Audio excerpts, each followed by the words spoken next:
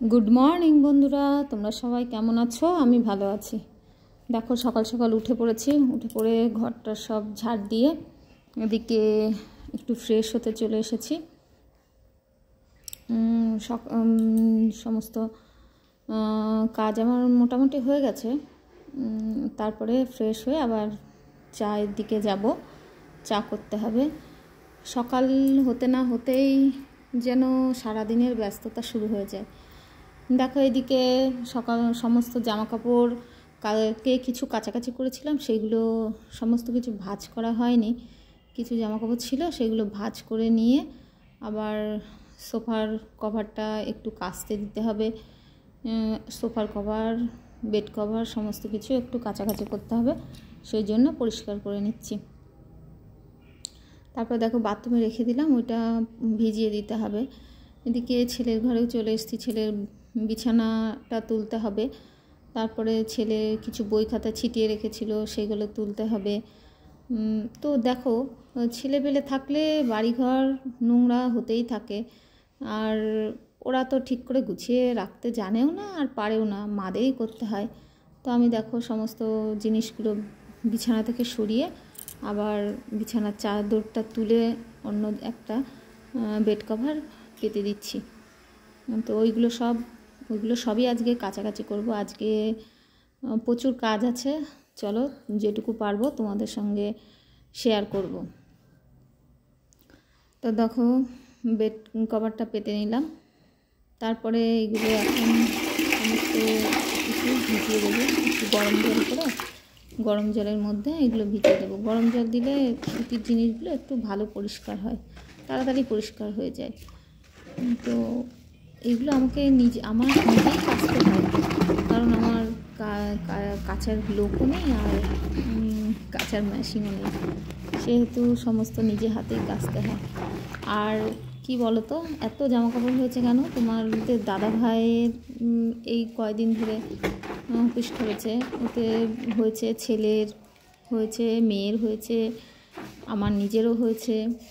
তারপরে সমস্ত ঘরে বেড কভারগুলো কেচে নিলাম। বর্ষার দিনে একটু বেশিই নোংরা হয়, বর্ষার দিনে দুই দিন পরেই যেন বেশি নোংরা হয়ে যায়। তারপরে দেখো এদিকে চাও করে নিয়েছি, আর চা মুড়ি খেয়ে নেবো। তোমাদের দাদাভাই কালকে একটু বাজারে গিয়েছিল, ও আবার একটু কিছু জিনিস কেনাকাটা করে এনেছে। এদিকে তো দেখো ডাইনিং টেবিলের উপরে অনেক কিছু ছড়ানো ছিটানো ছিল, সেইগুলো একটু গুছিয়ে রেখে আবার ডাইনিং টেবিলটা একটু মুছে নিলাম। ওইগুলো করে নিয়ে তারপরে দেখো একটু সকালবেলায় জল খেয়ে নিলাম। সকালবেলায় জল না খেলে কেমন যেন শরীরটা ভালো লাগে না। তো আমার একটু থাইরয়েডের সমস্যা, যে থাইরয়েডের ওষুধ খেয়ে জল খেয়ে নিয়ে তারপরে দেখো এদিকে চা নিয়ে একটু বসে বসে খাচ্ছি, কারণ আজকে অতটা ব্যস্ততা নেই। আর তোমাদের দাদাভাই যেন কী বললো, তাই আবার তোমাদের দাদাভাইয়ের সঙ্গে একটু কথা বলছি। আজকে ব্যস্ততাটা একটু কম, মেয়ের স্কুল নেই তো, ওই জন্যে অতটা ব্যস্ত নেই, করলেই হবে। সারাদিন তো আছে পড়ে, টুকটুক করে করলেই হবে। আর মেয়ের স্কুল থাকলে একটু বেরোতে হয়, দিয়ে আসতে হয়, নিয়ে আসতে হয়, তখন একটু ব্যস্ততা বেশিই হয়। এদিকে দেখো চাটা খেয়ে রান্নাঘরে চলে এসেছি। এসে হাঁড়িতে জল বসিয়েই দিয়েছিলাম, জলটা গরম হয়ে গেছে খুবই, ওই জন্য বাটিতে করে চালটা ভালো করে ধুয়ে নিয়ে হাঁড়িতে দিয়ে দিচ্ছি। আর ভাবছি অনেক দিন আলু সিদ্ধ করা হয়নি, ওই জন্যে দুটো আলু সিদ্ধ ভাতের মধ্যে দিয়ে দিলাম। এদিকে একটু ডাল করব।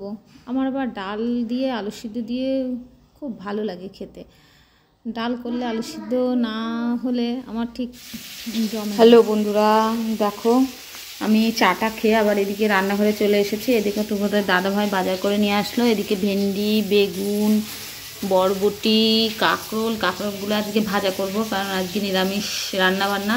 আম এনেছে, এদিকে বাঁধাকপি, কচু, পটল, এদিকে আলু, পেঁয়াজ, আদা, রসুন, কাঁচা লঙ্কা, টমেটো, অনেক কিছু বাজার করে, সবজি বাজার করে নিয়ে চলে এসেছি দেখো। আর এদিকে পনিরও এনেছে, আর এদিকে মটর ডাল পেঁপে দিয়ে হবে, সিদ্ধ করতে বসিয়ে দিয়েছি। এদিকে ভাতও হয়ে গেছে, একটা পেঁপে পেরে নিয়েছি। আর দেখো এদিকে একটা সবজি বসিয়ে দিয়েছি। আজকে চলো আজকে নিরামিষ রান্নাবান্নাগুলো করে নিই।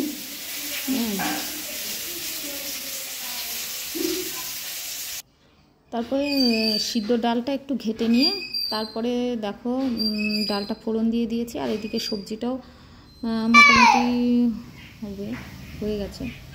এদিকে দেখো আমার মেয়েটা সুন্দর করে খেলাধুলা করছে। সকালবেলা ঘুম থেকে উঠি, কারণ আজকে ওর ছুটির দিন, আজকে ওর স্কুল নেই, তারপরে পড়াতেও আসবে না ওর দিদিমণি, তো ওর আজকে খুব মজা। ও আজকে বসে বসে ঘুম থেকে উঠে খেলা করছে।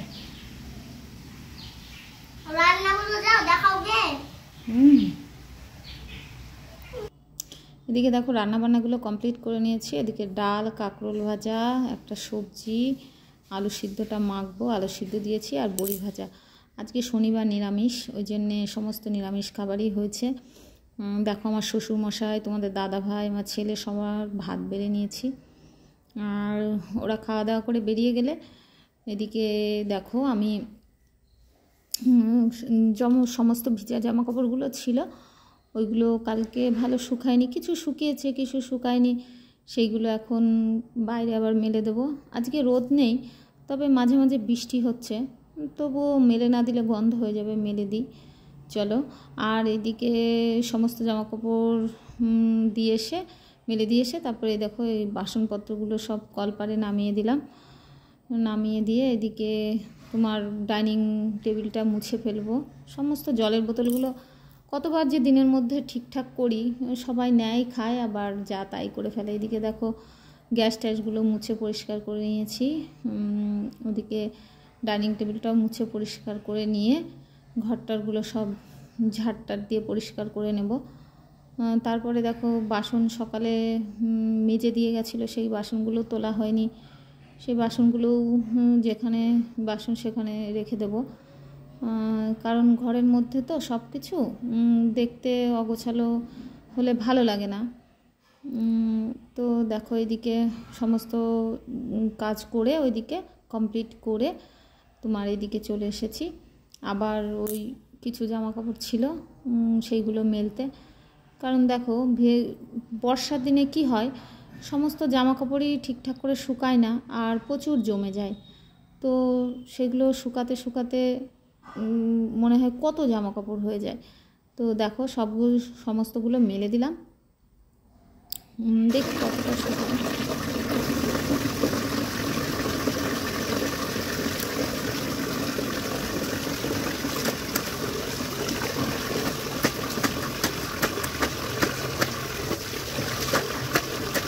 দেখো সমস্ত জামা কাপড়গুলো মেলে দিয়ে আবার চলে এসেছি এদিকে জামা কাপড়গুলো কেচে নেওয়ার জন্যে। দেখো কারণ কেচে না নিলে আবার কখন বৃষ্টি চলে আসবে, ওই জন্য যতটা শুকাবে ততটাই ভালো, জলটা ঝরে গেলে তারপর ঘরের মধ্যেও মেলে দেওয়া যাবে। তো দেখো এই জামা কাপড়গুলো সমস্তগুলোই চলো কেচে নিই, কেচে নিয়ে তারপরে আবার এগুলোকে মেলে দেব। জানি না আজকে শুকাবে নাকি না, শুকালে না শুকাবে, আর কি করা যাবে বলো। মেয়েদের যেন সারাদিন কাজ করলে কাজ শেষই হয় না। এদিকে বৃষ্টিও পড়ছে, বৃষ্টিতে ভেজা ভেজা হয়ে গেছে। ওইদিকে তোমাদের দাদাভাই চলে এসেছে। দেখো বন্ধুরা আমার কাছাকাছি কমপ্লিট হয়ে গেছে। এই দেখো সমস্ত জামা কাপড়গুলো জল ঝরানোর জন্য এরকমভাবে দিয়ে রেখে দিয়েছি, কিন্তু কিছুই মেলতে পারিনি, কারণ আজকে বৃষ্টি সকাল থেকে শুরু হয়েছে, কোনো থামাথামির নাম নেই, হয়ে যাচ্ছে। তো কি আর করব বলো, জল ঝরে যাক, তারপরে ঘরের মধ্যে মেলে দেব, বারান্দা দিয়ে ঘর দিয়ে মেলে দেব। এই দিক দিয়ে দিলে বৃষ্টি হয় না, বৃষ্টি পড়ে না, সানসেট আছে, তো কয়টা আর দেবো বলো, বেশি তো দেওয়া যাবে না। যাই হোক চলো, বৃষ্টি থামছেই না, পড়েই যাচ্ছে। আর এগুলো কালকে দেখো কেচেছিলাম, মোটামুটি শুকিয়ে গেছে, পরে ভাঁজ করে রাখবো। চলো। হ্যালো বন্ধুরা, দেখো এক জায়গায় নিমন্ত্রণ আছে, তাই যাবো বলে রেডি হয়ে গেছি। এই পাশেই তো আর একটু দোকানে একটু কেনাকাটা আছে, তোমাদের দাদা ভাইয়ের সঙ্গে একটু বেরোবো। চলো দেখো। আমি একটু সাজুগুজু করে এমনি তুমি আমার ভিডিও ভাইরাল করতে দাও। এদিকে দেখো বাড়িতে চলে এসেছিলাম, বাড়িতে আস্তে আস্তে অনেকটাই রাত হয়ে গেছিলো, 9টা বেজে গেছিলো। তারপরে সেই ঝটপট করে রান্নাগুলো আবার বসিয়ে দিলাম। এদিকে রুটি, আমার মেয়ের জন্য ভাত সবই করে নিয়েছি, আর এদিকে পনিরের তরকারিটাও বসিয়ে দিয়েছি, কারণ খুবই হুটোপাটা লেগে গেছে তখন, কারণ আমার শ্বশুরমশাই তাড়াতাড়ি খেয়ে শুয়ে পড়েন, তো ওই জন্যে তাড়াতাড়ি করে করতে হবে, করে নিয়ে আবার ওনাকে খেতে দেবো। আমাদের একটু, তোমাদের দাদাভাই একটু দেরি করে খায়, কিন্তু ওনার একটু তাড়াতাড়ি খেয়ে শুয়ে পড়ে, বয়স্ক মানুষ তো। যাই হোক, চলো তাড়াতাড়ি পনিরের তরকারিটা করে নিয়ে ঝটপট করে ওদের খেতে দিয়ে দেবো। তো যাই হোক বন্ধুরা, আমার ভিডিওগুলো জানি না তোমাদের কেমন লাগছে, তবে আমি নতুন তো ইউটিউবে, তো যাই হোক ভুল হলে তোমরা ক্ষমা করে দিও, আর আমার পাশে থেকে একটু আমাকে সাপোর্ট করো, আমার ভিডিওতে লাইক কমেন্ট শেয়ার করো তোমরা। যাই হোক, তোমরা সবাই ভালো থেকো, সুস্থ থেকো, গুড নাইট।